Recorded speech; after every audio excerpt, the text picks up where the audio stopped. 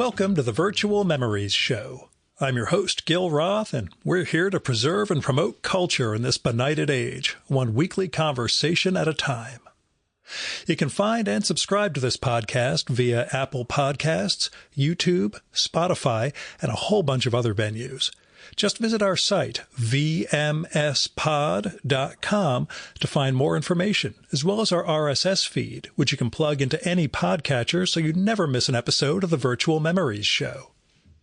You can also follow me on Blue Sky, Instagram, and YouTube, where I go by vmspod, and subscribe to my semi-weekly newsletter at buttondown.com/vmspod. Well, I am off to Minneapolis tomorrow for a client visit. That is a state I have never visited, so I will get to cross that off my list. Because, of course, I keep a list. Keep a list of every Shakespeare play I've read, every major league ballpark I've visited, every NBA arena I've visited. There's a lot of other lists that I keep. My world is a spreadsheet. Don't live like me. Anyway, for those of you keeping track of my doings, I managed to finish the 2-page comic that Dean Haspiel commissioned, which means when the anthology comes out next year, I can actually put published cartoonist in my LinkedIn bio, I guess. And with that off my plate, I really want to get back to working on my Instax book, maybe even wrap up the 3rd issue of Haiku for Business Travelers. We'll see. Honestly, to make the comic, I had to teach myself a bunch of things and figure out a bunch of artistic workarounds. And while I learned a couple of neat aspects of comic storytelling, things that I maybe knew intuitively but didn't understand until I actually had to tell a story myself, it was so goddamn time intensive that I doubt I am really going to be able to apply them in future or develop that muscle memory. You know, it's not going to be a regular thing of mine. Not when I've got other art forms like this show and my writing and other stuff. So still, we'll see. There is a either 2 or 4-page comic that's supposed to go into the next Haiku for Business Travelers. Now that I finished High Life and Death, the comic I did for Dean, we'll see if I get around to those. But anyway, let's get to this week's show. This one's a little different than other episodes. And it's different in a way that leads to some interesting moments. My guest this time is Hunter Prosper. Hunter is an ICU nurse with a not-so-secret identity. He has a new book. It just came out today, in fact, which is September 23rd, 2025, for you time travelers out there. And it's called Stories from a Stranger. Every person has a story. It's from Simon & Schuster / Simon Element, and it's an extension of this project that Hunter's been doing for 5 years now online. Hunter, he talks to people. He meets strangers on the streets or in parks or wherever in public, and they talk. And when they're both at ease, he'll ask him if he can film them, take his phone out and shoot video. And if they say yes, then he starts to ask some really deep questions. And he takes that video, he puts clips of that stuff online, of these people just talking about the things that matter to them. And I've watched some, and I know this can sound like it's an exploitive thing, but that's not what it's like. When you watch these, they're people who you can tell, they have something they want to say. They have something that matters to them in their lives. Some of these questions are ones that we don't get asked regularly, or at all in our lives sometimes. And they're being open and honest about the things that matter, like I said. Now, like I said, he's been making these for 5 years, and apparently I am totally on the outside of online video culture, but apparently they have grown really popular. I see the follower numbers and all this on TikTok and YouTube and Instagram. And these things are resonating with people, have resonated with them for quite a while. And that's led to this book, Stories from a Stranger. So for this project, Hunter and his fiance traveled around America and interviewed hundreds of people, taking photos of those sessions. And from there, he put together 10 chapters, each centered on one question. And each chapter has 10 of his strangers' answers, along with these wonderful photos of them. And some of the answers are kind of short, some are longer, but everybody gets a 2-page spread in that chapter. The chapters also each have a 2-page spread of a sort of graffiti wall with dozens of other one-line answers to those questions. And some of them are very vague, and you feel the heartbreak of some of what those one-liners are. But it's interesting. It creates a counterpose to the fuller responses from the strangers. So what I mean when I say this is a little different than some of the other episodes is this is less of a literary project. It's not, me and my highfalutin library type thing, but it's more of a human one. And it is so beautiful reading these things and knowing what somebody put into the world to bring these stories back to us, that I'm really glad I can share it here. Now, for the book, these are the questions that Hunter's strangers answered. Who was your greatest love, and why did you fall in love with them? What did you learn from your greatest heartbreak? What's the most beautiful thing you've been told? What's the most painful thing you've been told? What's the loneliest you've ever felt? What do you see when you look in the mirror? What's something you wish you would have said? What's the greatest decision you've made? What was your hardest goodbye? What's the greatest lesson you've learned from life? And some of these strangers' stories are harrowing, and some are very sad. Some of them are going to make your heart sing, honestly.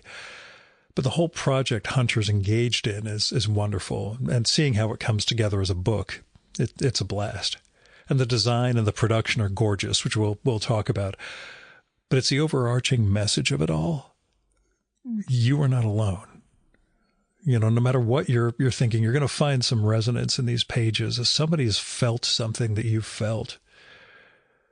And that's something we have to be reminded of, Now, as I'm going to say too often in the hour ahead of us, when the publicist sent me a notice about this book, I thought, I need to talk to this guy, because we have different approaches to what we're doing. Like Hunter talks to strangers in public without without prep. I plan specific, usually project-driven conversations with creative people. So, those are different ways of going about this, but we have more in common than differences in what he and I have both done. And that's what I was hoping I was going to find when we sat down to talk. It's a remote conversation, unfortunately, but still. See, we're both about that moment of communion that happens between two people. Because those moments of opening up where the other person unfolds and starts to reveal themselves to you and maybe to themselves, that stuff's not one-sided. It's not just them. They require just as much of a commitment from the person with the mics or the camera. They need to know that someone is listening, not just that someone is recording. And in the process, this all becomes a shared experience. And I was so glad to meet someone who does this and has felt some of the same things I've felt in those moments and gets what I do. All of that said, we tried to set something up for summertime with the publicist, but in the midst of our planning, my father had his final illness, so we had to postpone. That, as it turned out, was kind of a blessing, because Dad's last 2 days were spent in the ICU, and I got to see how the nurses work, what they did to help us see Dad through the veil, to kind of carry him over the finish line. So when I saw Hunter, who was an ICU nurse, as I said at the beginning, I came to the conversation with a little more understanding of what that must be like when it's not just Gil and his family and their father's death, but this happening daily. And I get a little more sense of what drove him to start talking to strangers. It'll all make sense. Just listen in. As caveats go, his phone pings a few times. Sorry. Also, my voice was shot from the previous weekend at Small Press Expo. We recorded on the Monday after that. I was clearly not recovered, as you're going to hear. Now, here's Hunter's bio. Hunter Prosper graduated from Indiana University of Pennsylvania in 2019 and became a resource nurse, a nurse who works anywhere throughout the hospital. But when COVID hit, he decided to specialize in the ICU. He's currently based in Pittsburgh, Pennsylvania, but travels all over the world, interviewing people for his Stories from a Stranger series. Hunter began making content in 2021 as a form of therapy for himself and others. His new book is Stories from a Stranger. And now, the Virtual Memories conversation with Hunter Prosper.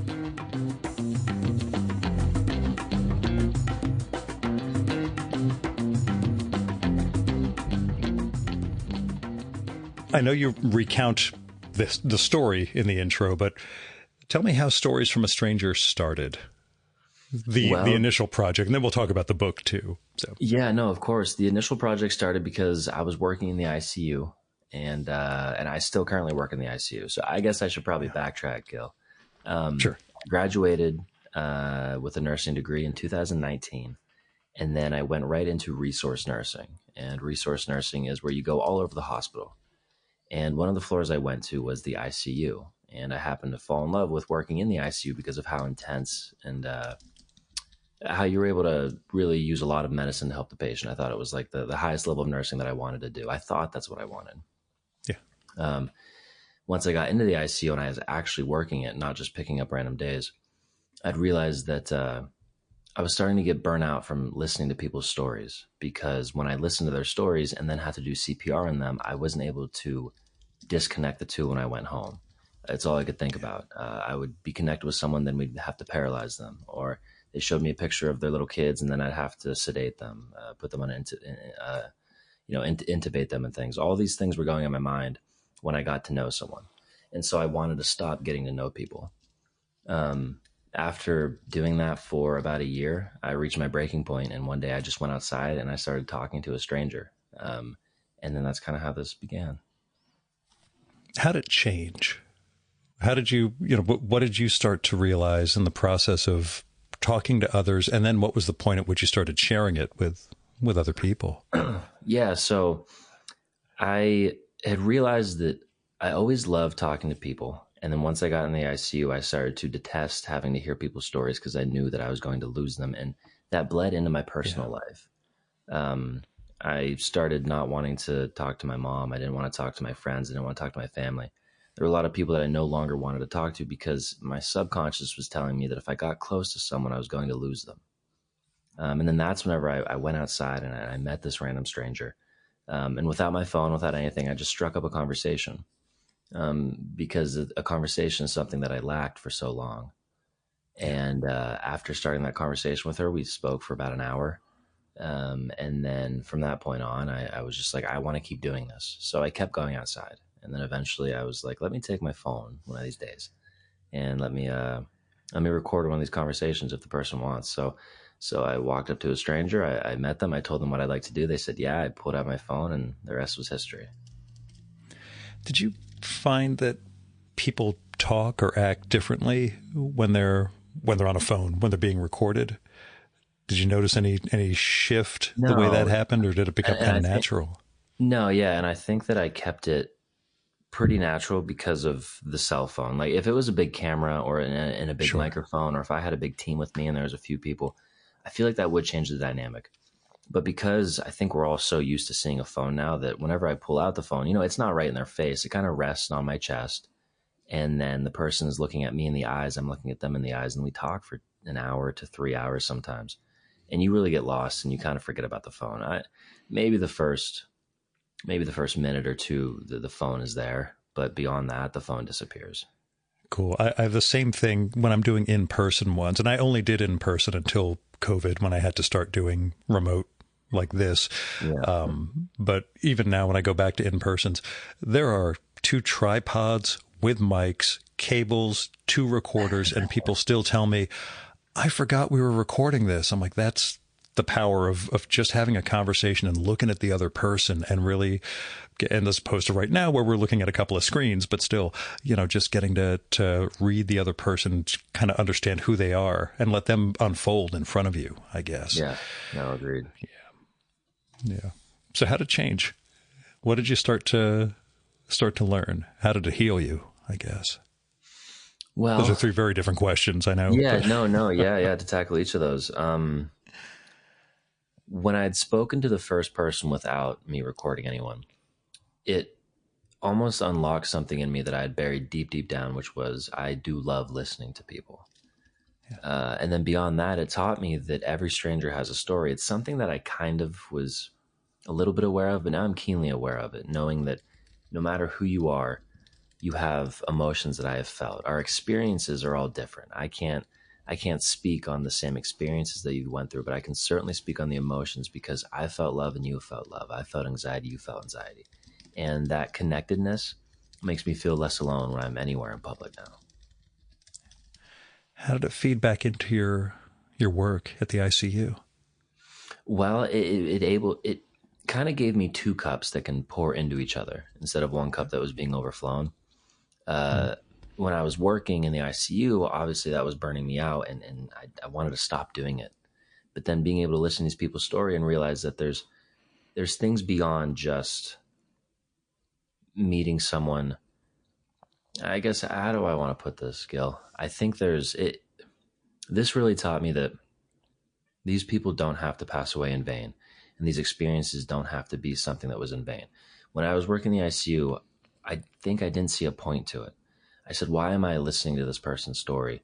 Why are this person and I having so much fun talking to each other if it's just going to lead to me having to do CPR on them, or if it's just going to lead to them passing away and me losing them?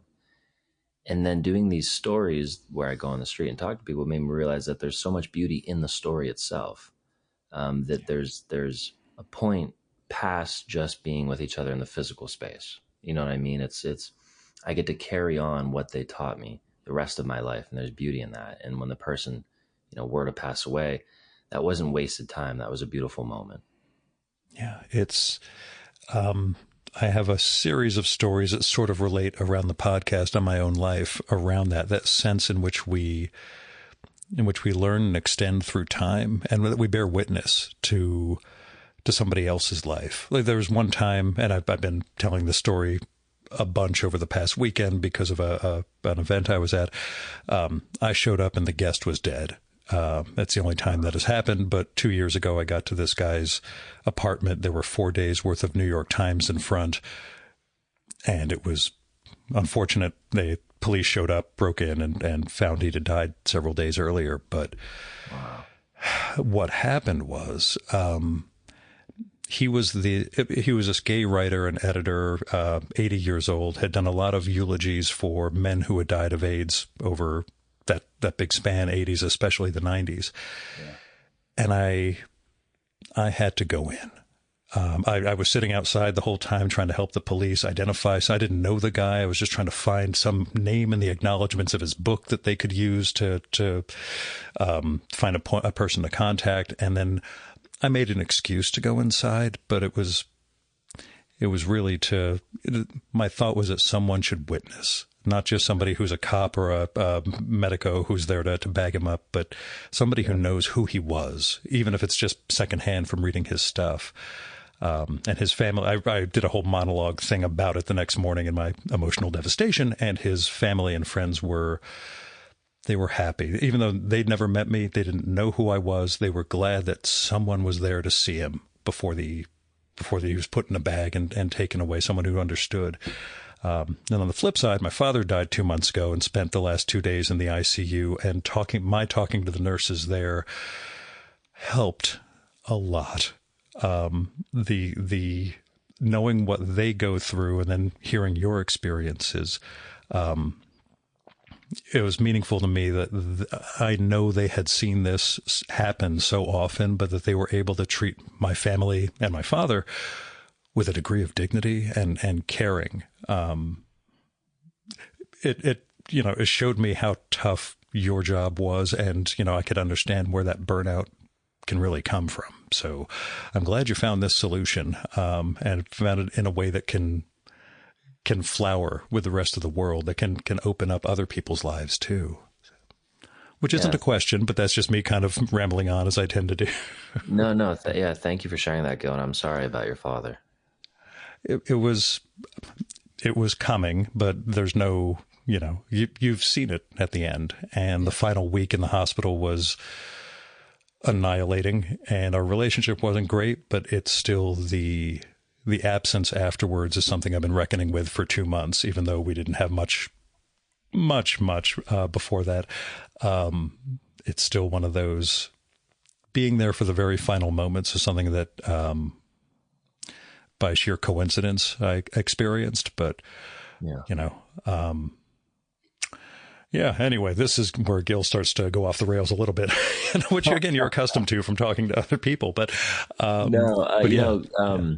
Gil, in a way, I mean, I haven't really shared this much, but yeah, I never had a relationship with my father. Yeah.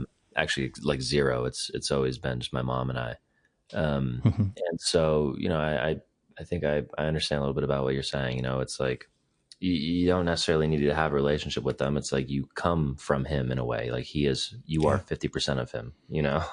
Yeah, and it's still, regardless of whether anything was ever going to change, once the absolute possibility of change is gone, it changes things. And that's been interesting. But, seeing how the nurses dealt and how they worked with us and, kind of tried to be honest about where things were going and tried to make his, even though by the time he got to the ICU, he was kind of pretty incoherent, tried to make it comfortable for him. It was just imagining what those folks go through and then go back home to afterwards.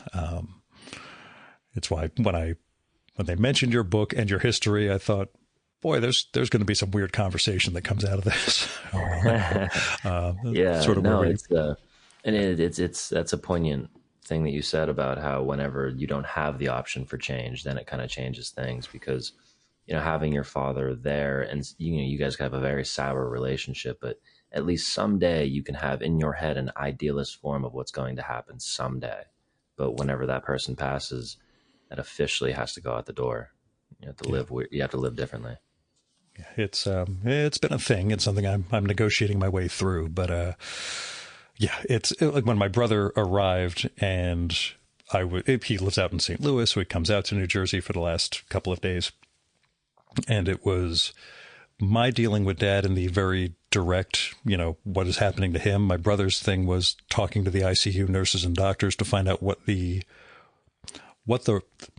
death rate is like, what it's like being there, knowing that, again, these people are probably never going to leave, alive, and how they cope with it. So it's a lot of weight. And I can imagine that, for you trying to do your best for people in that time and seeing them at their worst and their families at their worst. I could see how learning other people's lives when they're out on the sidewalk or in a park or something can be, I would just say therapeutic. It can be meaningful and important. So.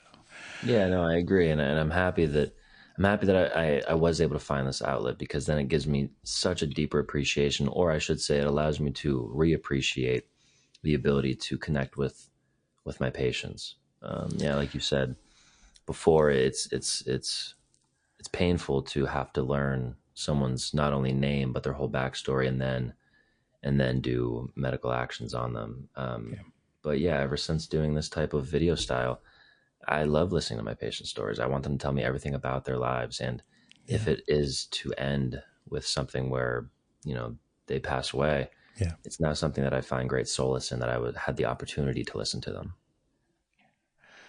So tell me what it was like discovering that other people wanted to listen, that you had an audience for this. What was the experience for you of, this is one thing when it's for me, it's something else when other people are watching and listening and commenting, I guess.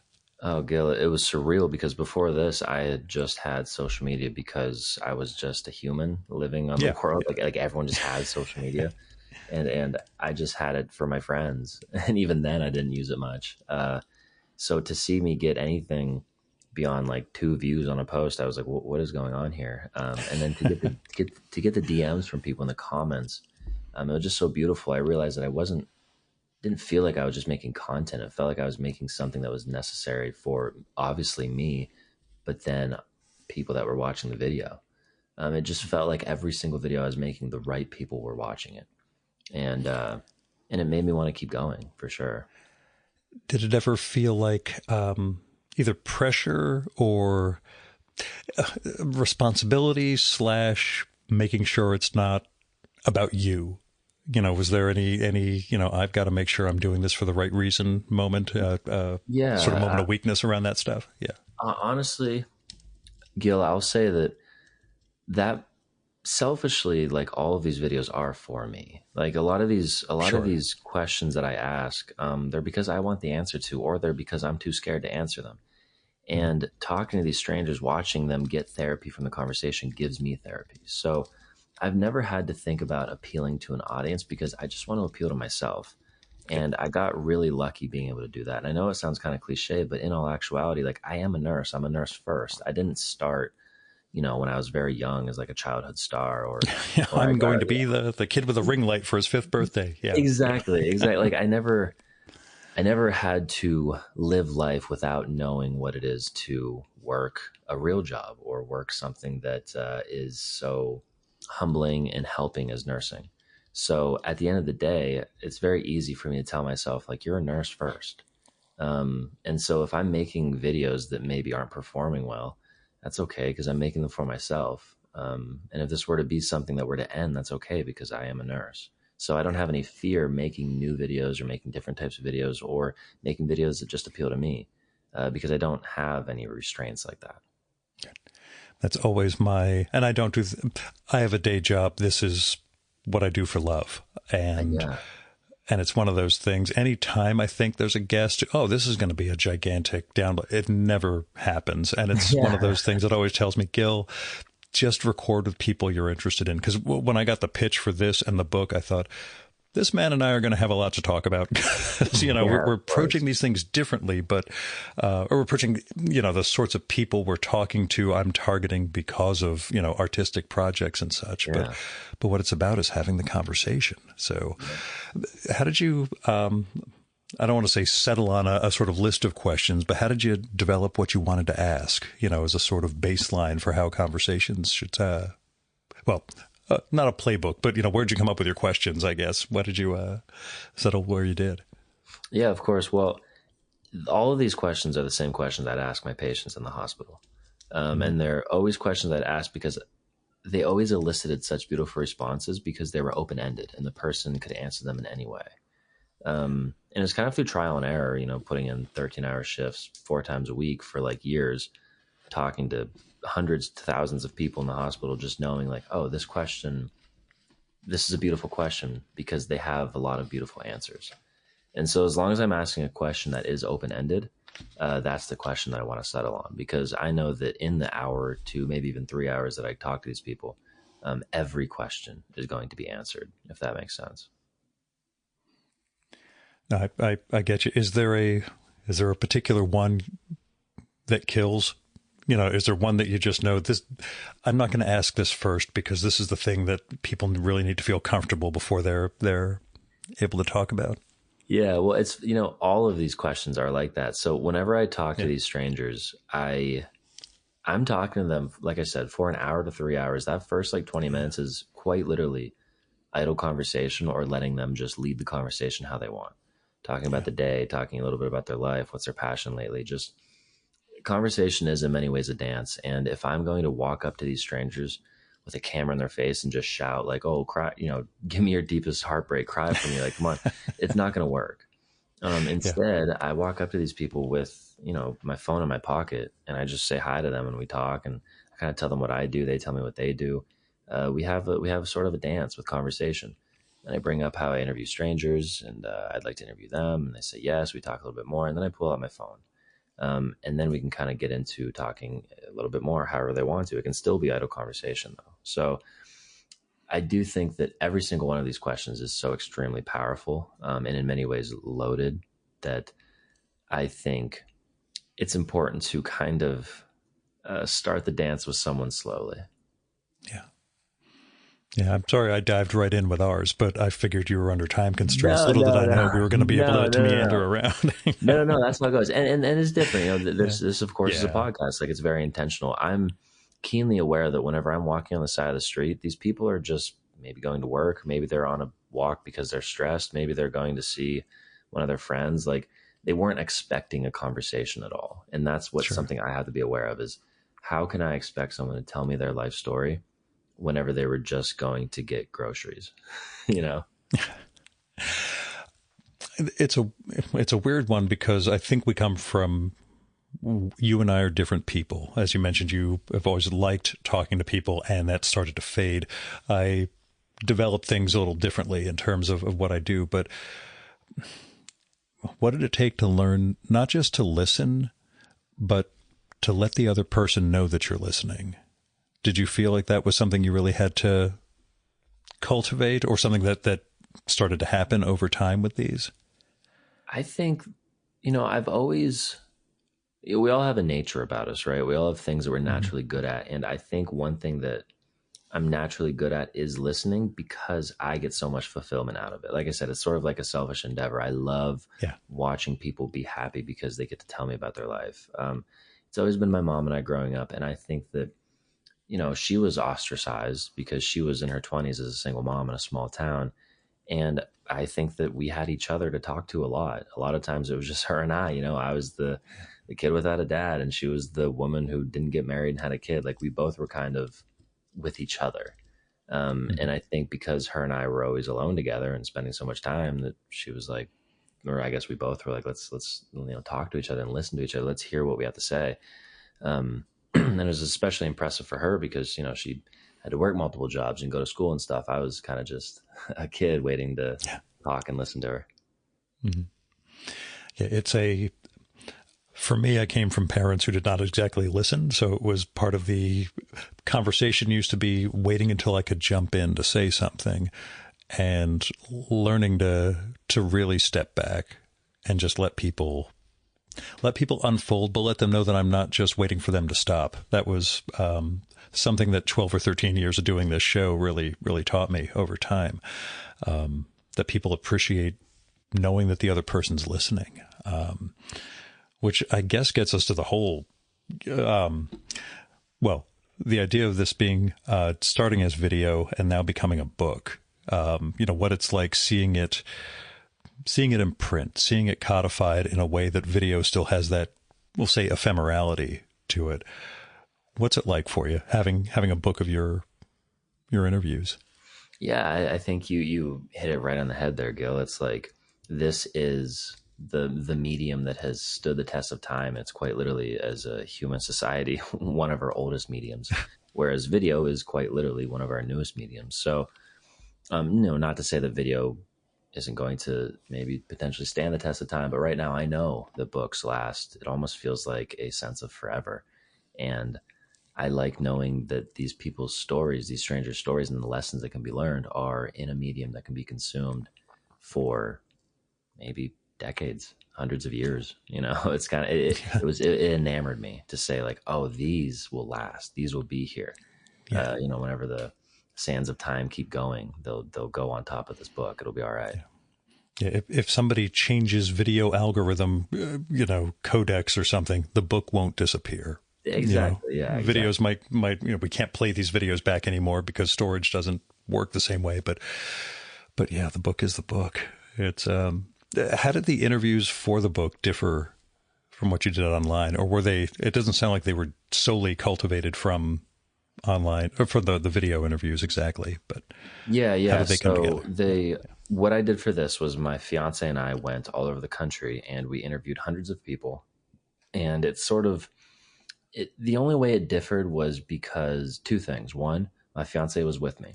which I thought that was going to make everything weird. I was going to say, three's a crowd, everything, these people aren't going to want to talk to me because there's two of me.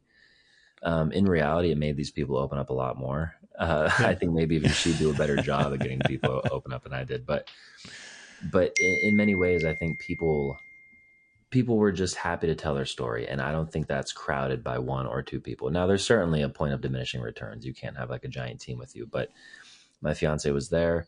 She was taking pictures in the background while I was talking to the stranger. And it seemed like we all were just having so much fun. And I give my fiance so much credit because, like I said, these conversations go on for 3 hours. She's just sitting there taking pictures the whole time, getting every angle, getting every beautiful shot. And so, that was certainly different. And then, excuse me. Sure. And then something at the end of the interview that I thought would totally make the whole thing bad and it would just ruin the whole experience, but it didn't, was I, of course, had to get a release form because these people's, their likeness is literally going into what we just mentioned, a medium that can stand the test of time. And it actually made it so much better. Like people were so happy that they were going to be in a book because they were taken off guard and they were like, almost pretty much 10 times out of 10, they were like, please. Yes. Oh, nice. But you hadn't told them beforehand it was for a book project? No. So they always knew that I was going to record, right? Like I always said, I do interviews like that. And then I was nervous that if I said, hey, this is for a book, maybe they would try to like act really tight or they would, try to mince their words or try to be more succinct. And I was like, I don't want you to be anything else other than you. And so because of that, let's just do that. And then at the end, I'll give them the option. If they say no, then of course I just wouldn't put it in the book.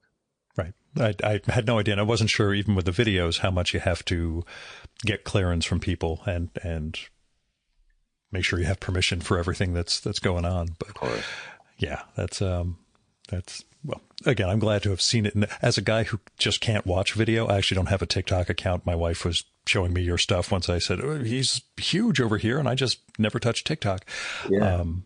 I dig, and I'm awfully glad to see this in the format it is, to see how beautifully it's designed, the various elements they use throughout the book with the images, the text, then the sort of graffiti walls and everything else that goes into it. It's, it's substantial. And I was glad to see when it showed up because, I had no idea going in when they said, oh, we've got this book coming out soon. I'm like, okay, a book of a guy who does video interviews. I'll see. And this thing is gorgeous. And again, the structure of it works great. So congratulations.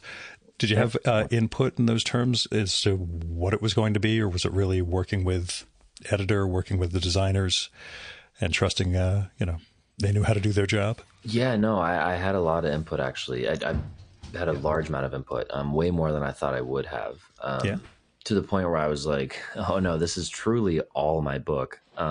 If I mess up, if this messes up, I mess up, Yeah. Part of me was maybe like, who knows? Like I can always blame it on someone else if this doesn't do well. But because it was all me, I was like, oh wow. So I appreciated being completely involved in it. But my editors and publicists, they're just amazing with coming up with, the beautiful colors, the certain designs on it, ideas that I couldn't even fathom because I don't want to say just make videos, but that's what I do is I make videos. I don't understand binding. I don't understand color of pages. I don't understand page texture. Sure. And these are things that's another thing about it. The paper stock feels really good. It's such a physical, tactile thing, but I'm happy you like it because that was actually one that my editor and I were going back and forth on. Her name is Ronnie and she's great. And she just said, hey, I think this is going to be the best. One, because it doesn't reflect off of surfaces. So you can kind of read it wherever. You can read it with a fluorescent light above your head. But also these people's stories, Hunter, they're going to be saying a lot of beautiful things. I think people are going to want to dog ear the page and highlight the certain phrases. And you kind of can't do that with slippery paper. And I was like, you're right. I like the porous, They know what they're doing. That's, it's great to work with people who, know what a book should be. I'm making one based on a 2024 photo project around the podcast. And it's one of those things where I can do basic design elements myself, but for the actual production, I've got enough book friends that I can lean on to, okay, let me know what I need to ask for production, printing, binding, and all that stuff. So it's, it's good to have a team, I guess. Of course. You know, and selecting the photos. Was it you and your fiance editorial were fighting over, this one's really good, but we can't include it? So, man, Gil, there was never any fighting because I think we all were just like, this is such a hard, there's like each stranger, like I said, first of all, picking the stories was really hard because I interviewed hundreds. I should say my fiance and I interviewed hundreds of strangers. And there are 100 in this book. Yeah. So I had to distill that down, which was very challenging. And then picking the pictures, my fiance did such an amazing job. There was at least, I would say 10 to 15 photos per stranger that were absolutely gorgeous. They were tied with what's the most gorgeous one. And because of that, there's some pages where we have one, some pages where we have four pictures of strangers, just depending on how dynamic the interview was. But for the most part, we definitely couldn't fit, all 15. So that was mind numbing. It felt like I kept having to pick my favorite child every day. Yes. You use stranger all the time talking about this, and it is stories from a stranger. It's the whole series of everything. But do they stay strangers? Have you stayed in touch with any of these strangers? There was a certain, when I first started doing this, there was a feeling of this conversation is fleeting and we're going to have a conversation. We'll never see each other again. And I used to think there was some beauty in that. But this got so large that now, almost without question, if I interview someone, there will be maybe their cousin or their sister or their brother or their children. They're like, oh, that's so-and-so. That's my mom. That's my cousin. That, he's the best. And then I'll get in contact with the person via that. And yeah, it's definitely led to some friendships for sure. Funny enough, one friendship I made through interview, I was talking to him, about a week after our interview, and he said, oh, Hunter, I also wanted to mention, thank you so much for this group chat. It's really helped me, make friends in ways that I didn't know was possible. I was like, what are you talking about, group chat? He's like, yeah, like there's a group chat of like a bunch of people you interviewed, we've all made a group chat and we all talk to each other. And I'm like, why am I not invited? And he's like, well, it's for people you interviewed, not for you. And I was like, what? I don't want to talk about you behind your back. Too. Yeah, exactly. And I had no idea, but it's kind of cool to know, relationships are being built outside of my videos. Yeah, it's the whole sense of community. I mean, again, we do this differently because I'm talking to people about creative projects, but I keep this mind map of where all the guests come from, like who referred me to whom. And, it spurs off of like a box of me at the center and all these spokes poking out of it, but they're individuals who led to like 20 or 30 other guests. Like one person told me about two other people and these guys enjoyed it, and it just keeps building, and it's human connection and correlation. That's what we crave, I guess. So it's neat kind of seeing that represented either through a group chat that you're not invited to, which is, of course, our nightmare, or this mind map on screen. But what was it like for you? Oh, I'll ask whether it was an issue or not. Getting out of your silo, interviewing different types of people, different ages of people, different colors, different ethnicities, different gender. Was it ever I've interviewed too many white men in a row. I really need to make sure that the next person I talk to is just doesn't look like me, Yeah. No, exactly. I understand what you're asking. And you're in a city, so there's more opportunity for, but anyway, go on. Sorry. Yeah. I think even whenever I go to small towns or wherever, I interview the sheer number of people that I interview. It doesn't allow for there to be just one type, quote unquote, of person. It kind of just, it just kind of happens. Like some days I will just, interview what seems like a bunch of people that look like each other. But then the next day I interview people that look like a different thing. And then you combine that, and that means now I have like 10 of different ones. You know what I mean? So yeah, I interview people, I run the gamut. I think it helps that I don't care what they look like when I interview them. And I think that certainly allows for a lot of diversity in my interviews. Yeah, cool. Because I try to keep track, and it is embarrassing to me because it just by coincidence, wow, it's 10 white guys in a row. I really need to make sure I am not making a show that is a bunch of white guys. So it's just making sure that there's, variety, there's diversity in, human experience. And that's what we're trying to learn from, I guess. Of course, yeah.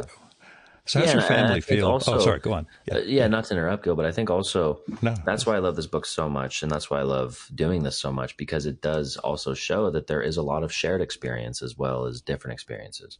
So, Yeah. the someone from Middle East might have the same experience as someone white that lives in Wisconsin, and I can show that through my book and through what I do. And like I said, maybe not the same experience, of course, but the same emotion, the same feeling. And I think that that helps bring that connectedness together. Have you been recognized and someone comes up to you with, I've watched your videos, I want to be interviewed? Or, is that still too Yeah, weird a thing to happen? no, I've definitely been. It is interesting when I get recognized, and it happens. I've talked to my fiance about this. It's probably like once a week. It's not crazy, but it's Yeah. enough to where it's like, oh my gosh, this is like really cool. And mind you, I live in Pittsburgh, and so Pittsburgh's a very lunch pail, hard hat city. Like they're just trying to get to Yeah. work. They don't really care who you are. I could be George Clooney, and I probably wouldn't get much more attention. Yeah. The city just, they love to work and care about their family, and they're kind of not enamored by anything, which is kind of cool. Yeah. But when I go to LA, when I go to New York City, I do get recognized definitely more, a lot more. And even then, it's never so much like, oh, hey, can you interview me? It's really just people giving me the appreciation and saying that they really admire my work and stuff, which is cool, because it shows that I've fostered a community of people who really care. I've fostered a community of empaths. Yeah. And it's something I wondered about, whether you found, I'll say legacy, whether people are inspired by what you're doing, and have you seen projects that they've started? I have a podfather. Mark Maron's podcast was the thing that made me think, oh, yeah, I know some interesting people. I could start doing this. Since then, there have been people who've launched conversation podcasts like mine, but with their own spin, inspired by what I do. And it's one of those, it's really flattering, and it's wonderful to do that. So I wonder, how much you see the legacy, are people paying it forward, I guess, from exposure to what you do. Yeah. Yeah, certainly. But there's actually, I started a group chat on Instagram, and it's called, I think it's called Talking with Strangers. I can't remember exactly what the title of the group chat is, but it's pretty active. And we have a bunch of street interviewers in it. And a lot of those people either inspired me or I inspired them. It's kind of cool that we can each have our own lane, but a little different twist to it. Yeah. Yeah. My key one was a science fiction writer who interviews people in his field in restaurants.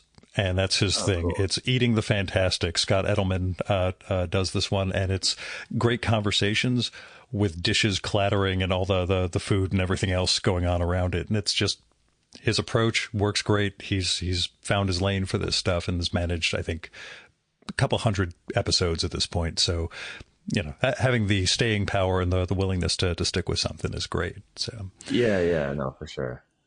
yeah. So I was asking before how your family feels about the project, but you mentioned single mom and all that, so I don't know if it's a sensitive question to ask, frankly. Family and what you do.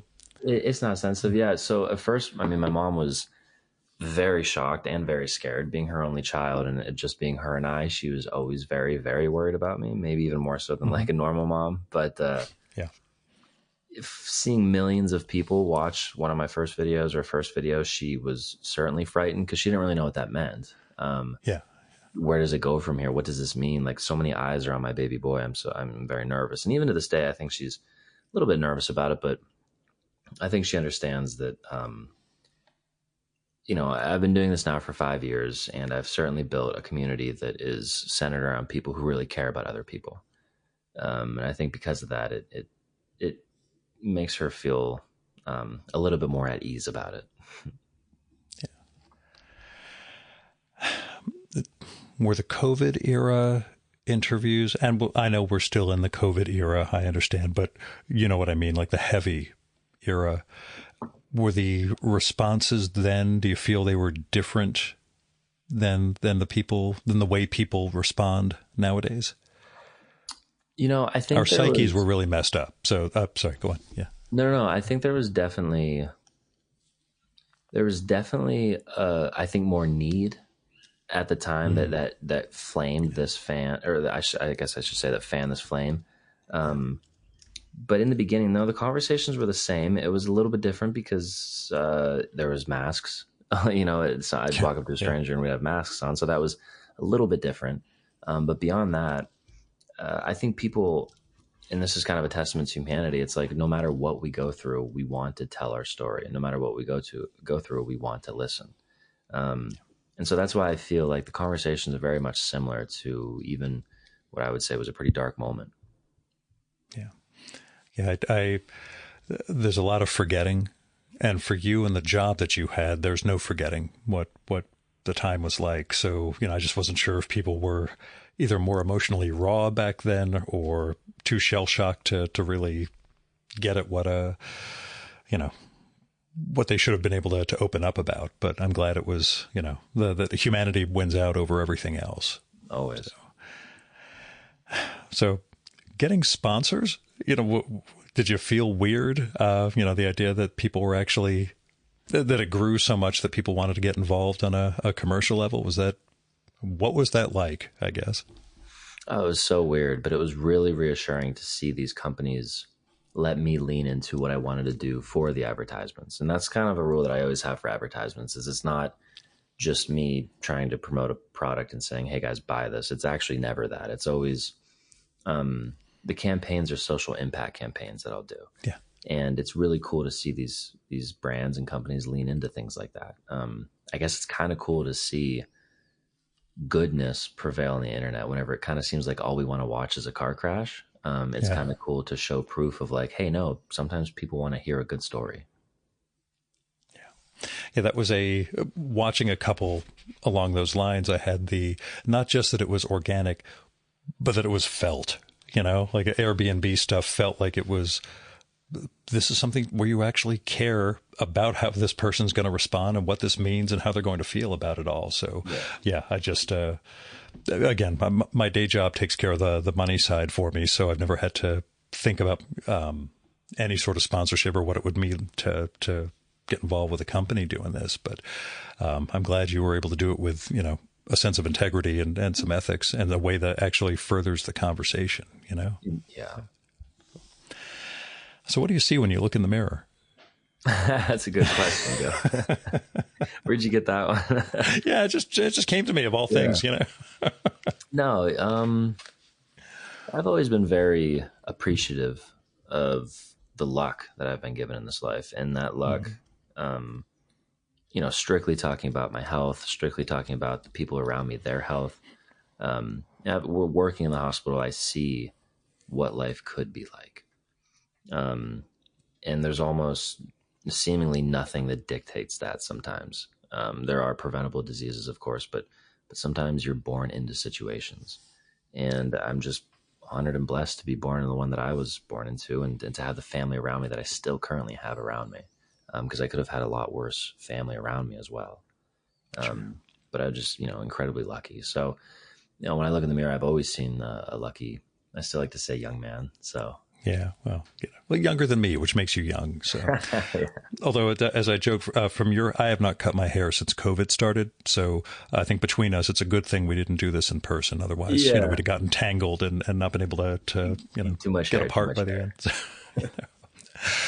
Do you find any sense that you need to, I'll say, turn it off? Is there a point of saturation, I guess, for you when it's I just need to go home and stare at the wall? I know the job itself can do that to you, but from the interviewing side, is there I've taken in too many people's stories for a little while. I need to decompress.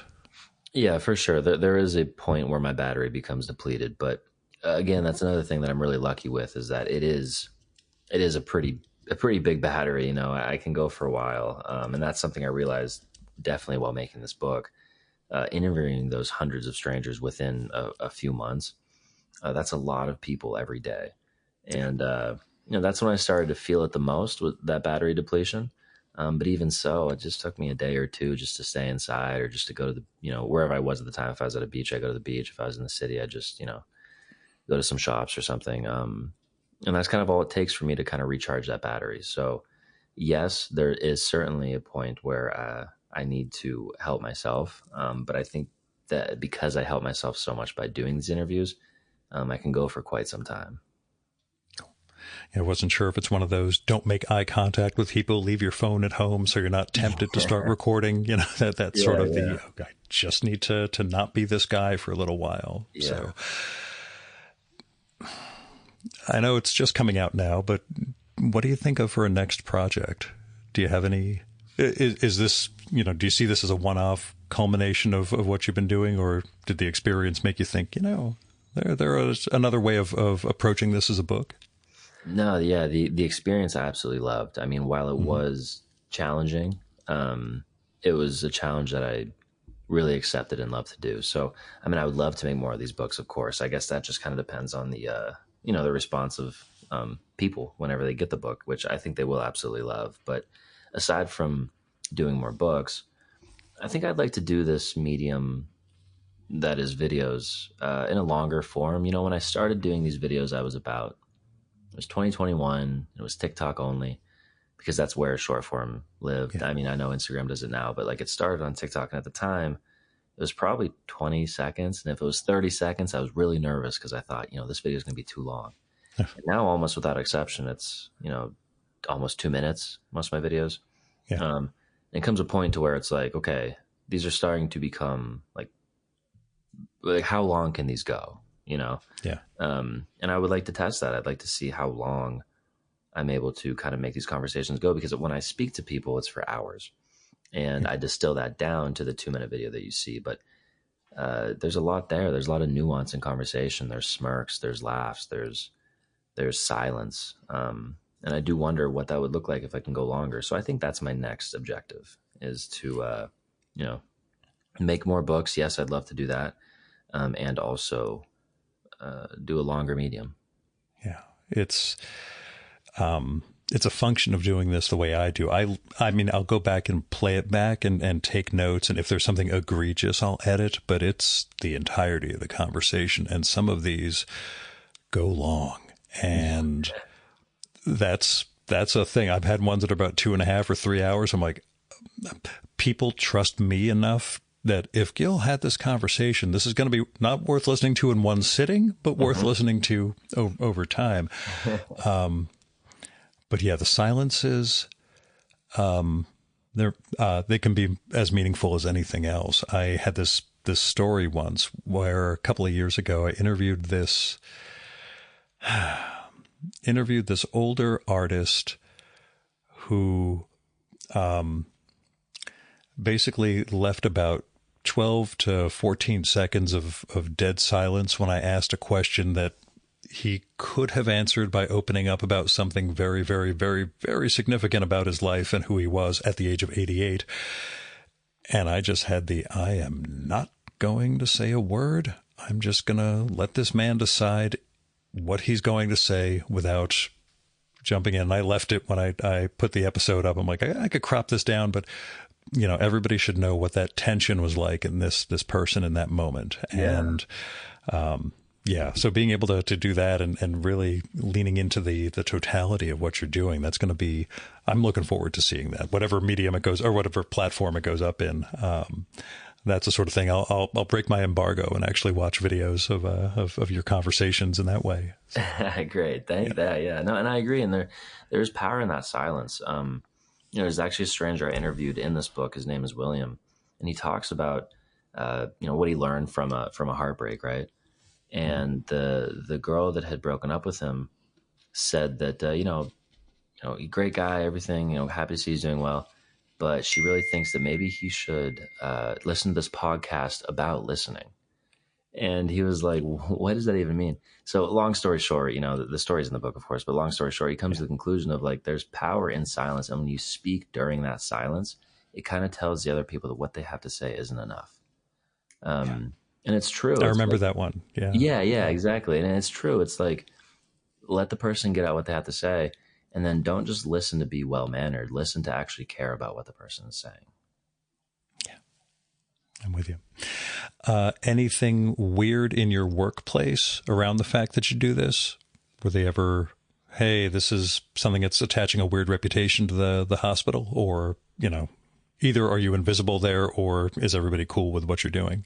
Yeah, people tend to notice, but I work as a travel nurse, and so I never stay at a Oh, you're still hospital. travel? Okay, I thought you were located in a single one. I'm sorry. Yeah, Yeah. yeah. No. So, when I was located in a single one, it was, yeah, everyone would be like, "Oh, you're famous," blah blah, stuff like that. It was just silly. But most of those people I It's had known internet for famous, years. please. Yeah. Yeah. Yeah. Most of those people I'd known for years. And then whenever I travel nursed, it was, they'd recognize me every now and again. But it wasn't anything crazy, But there was this one day where I was leaving a shift. It was in San Francisco, and a patient was coding, and when a patient's coding, that means that Mm. all hands on board. Um, and while I was leaving, one of the people who had just got done doing something, she opened up the door of the patient's room, and she was like, "Hey, are you Hunter?" And I was like, "Yeah." And she's like, "Oh, I love your videos." And I was like, "Oh, thank you so much." And she's like, "Yeah, I just want to say thanks." And she shut the door and went back to coding the patient. And I was like, "Okay." Jeez. It was probably the most interesting time I got recognized for sure.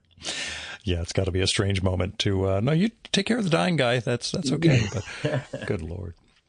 Now, I usually ask, most of my guests are, well, they're artists, literary folks, etc. So I always ask, what have you been reading? I have no idea if you have time and inclination to do much reading, but what have you been reading? Let me see. The last thing that I read for leisure was Journey to the Center of the Earth. Yeah, Jules Verne. Yeah. It was probably about 4 months ago. And yeah, I just needed something to kind of like decompress, like not decompress, Yeah. but I needed some work of fiction because Yeah. everything I was An consuming escape. was An an escape is escape. just fine. Exactly. Yeah. Because everything I was consuming was it was heavy stuff, it was a lot of nonfiction stuff, and especially with my book, I had to transcribe all of these people's stories, and I of course did that by hand. I didn't use like a tool or anything, so it's like these people's stories were 3 hours long, and so every day I was transcribing at least three or four of them. Um, and it was just all so based in reality and so raw and so true and emotional that I was like, let me read about dinosaurs being in the middle of Earth. You know what I mean? Let me just do that for a second. Let me Yeah. read about this really smart guy and his little second in command, and they're just like discovering this new world. Yeah, most of my friends fall back on the detective fiction and crime fiction, but I can imagine with a medical background, that's also not super appealing in case it's something that's, crime that leads to bodily harm is probably something you just be like, yep, don't need that. No. Actually, I love a good Sherlock Holmes. Like I love Okay. like the deductive reasoning part. Whenever I see him get from point A to point like Z, I'm like, Yeah. oh, that's so cool. I feel smarter. I feel like I can do that. So no, definitely some Sherlock Holmes. My uncle was really into him. So I have like like a giant, I don't even know, it's like a Oh, annotated. those big anthology or Oh yeah, omnibus. exactly, Yeah. exactly. Like a giant anthology. Like it's literally like 600 pages, 700 pages. Wow. And Yeah. no, it's great. I love just popping it open, reading like a quick one. Yeah. It's going to be always good to dive into. But last question, you get to ask me something. What's your one question after about 50 minutes of conversation with some schlub from New Jersey? Oh, Well, okay, here. I didn't think I was going to be able to ask you a question. Let me pull one from the I always book. tell people it's a conversation, not an interview, but Yeah, nobody yeah, ever picks yeah. up on the conversation. We didn't email directly for this. So yeah. Okay. Well, okay. I actually have a question because Yeah. I think I think we're kind of in a similar boat in some experiences that we've gone through in life. So I just want to ask you this one. Hmm. What's something you wish you would have said? I thought about that one when I saw that chapter in the book, and I was unable to come up with something good. I was going to try to have something witty for some of your things in case this moment happened. That is one that I don't know. Well, I'm. can I ask you Oh, something, Gil? yeah, yeah. Is there, and, you don't have to answer this question, of No, course. please, Is there please. something that you wish you would have said to your father? That's exactly what I was going to talk about because it's still so close. I know telling him anything about my emotional vibe was not going to matter particularly because of how our relationship went. There were negative things about our relationship that I'd never said to him, because either they would have hurt him too much or they wouldn't have hurt him at all. Mm-hmm. And my being honest would have meant zero, or it would have meant I hurt a dying old man. And that's not just in his final week, in his last bunch of years. What I found out about myself very recently, I think I should have, if I'd known earlier, I would have tried to get across to him, I think, which is how badly his neglect hurt me. The wound it left for me and for my brother, but we were affected in different ways. And how much there is this little kid inside me who wishes he had a real father. And that's why I couldn't actually say this to him, because it would have, he knew he'd already done all this damage, and this is decades later. But it took me into my 50s to recognize, as much as I had learned to adjust, there was this need for love that I never got. And I don't know how I would have conveyed that to him, but that's what I thought about when I read that chapter in the book. That was the, of all things or anybody I could have talked to, that would have been it. But it's something I can only talk about in reflection, not in its immediacy, if that makes sense. Yeah. What was your father, sort of like a gregarious man? My father went through a midlife crisis where it was more important to him to sleep around with women who were 10 years older than me when I was a kid, and then kind of leave and do his own thing from when I was about 10 years old onwards.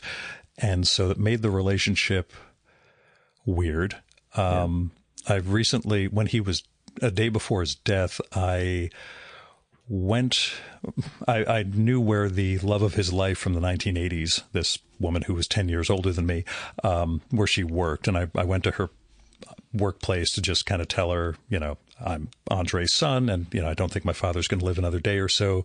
He's not conscious and coherent, but I think he would want me to, he would want you to know, and he would have wanted me to come here to talk to you. And she and I talked and remembered stuff about their life together in the 80s and all this stuff that I had not thought about. Well, I was so focused on terrible memories. This was he was happy with her, and that's why I went to see her. This was a person he loved and he was happy with. He sabotaged it in the way he sabotaged everything. And the fact that she's 10 years older than me is a different thing at 54 and 64 than at like 12 and 22, which is what the context was back then, which we only got around to talking about this time. But, the next morning before he died, he was basically unconscious in the ICU. And I told him about going to see her, thinking that if anything was going to show a sign of awareness, it would be getting to hear her name and knowing that I'd gone to see her. And he showed no recognition at that point. I will say, Gil, as a nurse, I've studied this a lot, and the last sense to go is someone's hearing. I hope it was there. In a way, I think that brings solace sometimes. Sometimes it makes people not happy to know that, but sometimes it brings people solace knowing that there's a good chance that if there was a sense left, it's going to be that one. Yeah. It's I had hoped there'd be, some gesture, physical gesture, like the hands would have moved or something, just to show you went and talked to her. I approved. But just because it wasn't physically evinced doesn't mean it didn't get in. About 2 hours later is when his heart finally crashed, and that was the end. But I think ultimately it would have been about, the thing I wish I had said, I guess, would have involved just, what our relationship could have been and how much it truly hurt, which I never let on. Because I was always there for him, picking up the pieces, doing the henchman duties, as I described in his eulogy, as opposed to being a son and him being a father. And, it warped a great deal of my life, which I only started coming to terms with in my 40s. And now in my mid 50s, I've made a few more jumps and leaps. And now it's, figuring everything out in his absence. Like I said, we never would have had this conversation, he and I, but the fact that it can never happen is different than it would never happen. Do you ever hold resentment towards him? Immense. I said to someone yesterday at this festival I was at that, I again was more of a henchman than a son. I was an accomplice, taking care of what stuff that needed cleaning up and doing. And this guy said to me, well, at least you don't have to clean up anything else. And I told him, no, I'm cleaning up some significant messes he left behind. But the upside of that is all the resentment is keeping me from grieving properly. So I've got all that plus a 4-hour drive by myself ahead of me right after this. Because I could say these things humorously, but people understand they're all 100% true. Yeah. The resentment, it's a weird thing. I've come from a large-ish family, but they're spread all over the world, very few in the U.S. And so this is the first grave of a family member I've had to deal with. And I'm the only person nearby. So I go to the gravesite every so often and tried talking. That's just not a thing for me, but, just trying to look at the life he had, the things he did and didn't do, and try to make sure I don't do X, Y, or Z, and that I'm, at least trying to make something positive out of my life, or just trying to treat people better, I guess. And even just doing things like this, building this world of other people and their interactions with me is something he kind of shied away from. He kind of really went insular. Especially from the COVID years onwards, but even before that. And so, the resentment is significant, but, I try every so often to let it go, try to meditate every day and just let that drift along with everything else. So. Yeah. And that resentment, I'm curious. I'm doing a lot of projecting of how I would feel when I'm asking you these. So I'm sorry. Yeah, no, please. But I do strongly believe that we are shaped and we are byproducts of our environment, right? And we are who we are because of all of our experiences, and everything happens for a reason. I get that. But I wonder how you feel about this. Whenever people tell me something like, oh, well, you wouldn't be who you are today if it wasn't for your father being a bad man, or if it wasn't for your father not being in your life, or it wasn't for your father doing what he did.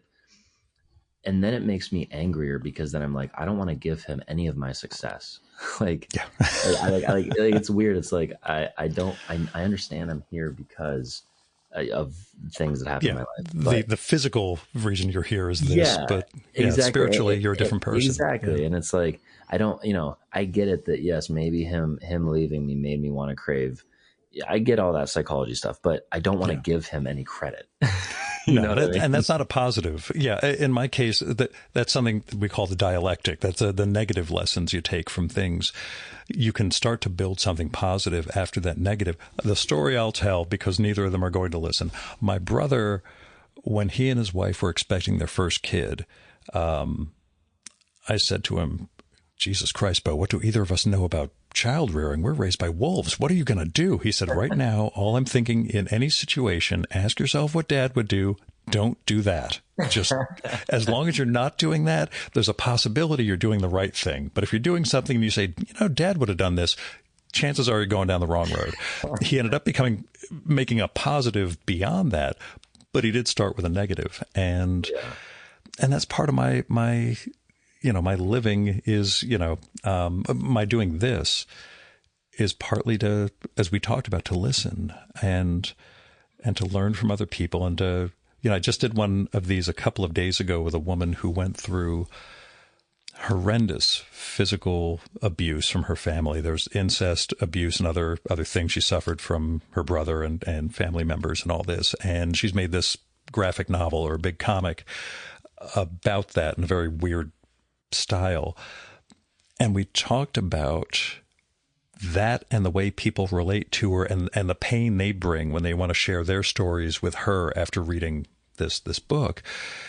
And what was interesting to me was that she said that those things that happened to her were not the trauma, the incest and everything else. Those things were not traumatic. What was traumatic was you were not loved by your parents. Mm-hmm. That was the root of the way she's processed it and really assessed what's meaningful and what isn't. That what's really there is the lack of love from the people who are supposed to love you, and what that did to her. Everything else was almost a byproduct of it. And I'd never looked at it in that sort of way before. And I never went through anything like that. It was all neglect and absence on my part, on my father's part. There was never a, abuse or pain or anything like that. But that core was the same thing. That sense that you were never loved by one of the people who definitionally needs to love you. Yeah. That's cosmically going to wreck you. And I was like, I've never seen it in that light before. And thank God I do this show. So I was able to hear another person say this and to see how, again, despite our very different upbringings, different experiences, like you said, the feelings are what's there, that you felt the same thing the other person felt, even if your experiences were so radically different. Yeah, no, I can agree. So yeah, I go on and on. Sorry. No, it's beautiful. Thank you. I know if we're doing this on video, you could put me on the channel, but yeah, exactly. Next time, Gil. But like I said, when I saw this book was going to exist, I just had that moment of this guy and I are probably going to have a lot to do, and God knows where it's going to go, but we're going to have a bunch to talk about.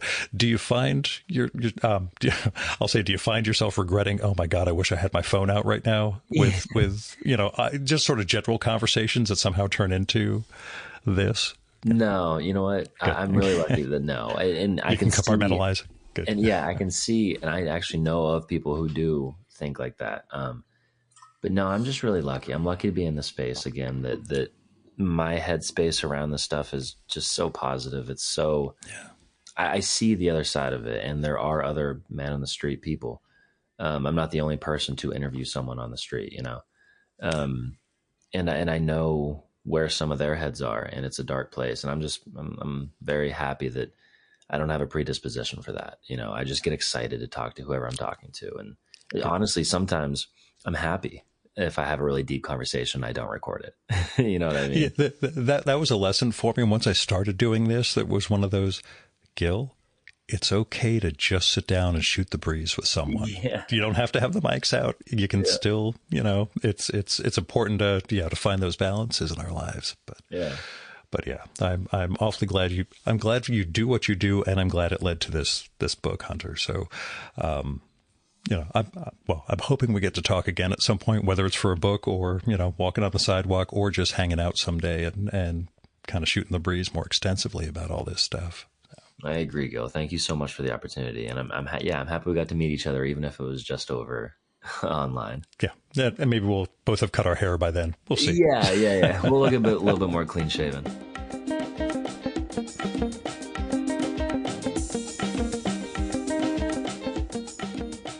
And that was Hunter Prosper. Go get stories from a stranger. Every person has a story. It's out now from Simon & Schuster /Simon Element. The book is gorgeous to look at. We talked about how great the production is. It's also filled with so many strangers' responses to the questions that matter, that make us human, make us part of a bigger world. Really, that make us not strangers. I guess that's the whole point here. I mean, the irony is in the title. They're stories from a stranger, but by the end, they're not strangers anymore. So go get it and go check out Hunter's videos online. He doesn't have a website, but his work is all over social media. He's on TikTok and YouTube as Hunter Prosper, all one word, HUNTER PROSPER, and on Instagram as Hunter_Prosper, and on Facebook as Hunter.Prosper. Thanks for listening to the Virtual Memories Show. You can support this podcast by telling other people about it. There's no better way to build an audience than through word of mouth. Also, visit Apple's podcast page for us and leave a rating and review. Every little bit helps, You can also support the show by telling me what you like and don't like about it, and who you'd like to hear me record with, or what movie or TV show or book or piece of music or comic or theater or art exhibition or whatever you think I should turn listeners on to. And you can do that by sending me a postcard, letter, email, DM if we're connected on Instagram or Blue Sky, or by leaving a message on my Google Voice number, which is 973-869-9659. Messages can be up to 3 minutes long. It'll cut you off after that, so call back and leave another message if you do. And let me know if it'd be okay to include your message in an upcoming episode of the show. You might have something interesting to share with our listeners, but I'd never run someone's message without their permission, so let me know. Now, if you've got money to spare, I appreciate it, but don't give it to me. I've got a day job that pays the bills. You should give to individuals and institutions in need. You can find people through GoFundMe, Patreon, Kickstarter, Crowdfunder, Indiegogo, all those crowdfunding platforms, where you'll find people who really need help just trying to make ends meet or get an artistic project going, covering medical bills or car payments or veterinary bills, and just a few dollars from you might make a real difference in their lives. Now, when it comes to institutions, I give to my local food bank and World Central Kitchen every month, but there are a lot of other things you can give to the Poor People's Campaign, Freedom Funds, Election Funds, Planned Parenthood, and Women's Choice. There's a lot of things you can do with your money to try to help build a better world, so I hope you'll give. Now, our music for this episode is Fella by Hal Mayforth, used with permission from the artist. You can visit my archives at vmspod.com to check out my 2018 conversation with Hal, where you can learn more about his art, his music, and more. And you can follow Hal on SoundCloud at soundcloud.com/Mayforth. That's MAY, the number 4TH. And that's it for this week's episode. Thank you so much for listening. I'll be back next week with another great conversation. You can subscribe to the Virtual Memories Show and download all our past episodes at Apple Podcasts and other podcast sources. And you can find all my episodes and sign up for the Virtual Memories Show newsletter at vmspod.com. And I'm also on Blue Sky and Instagram and YouTube as vmspod. You've been listening to the Virtual Memories Show. I'm your host, Gil Roth. Keep reading, keep making art, and keep the conversation going.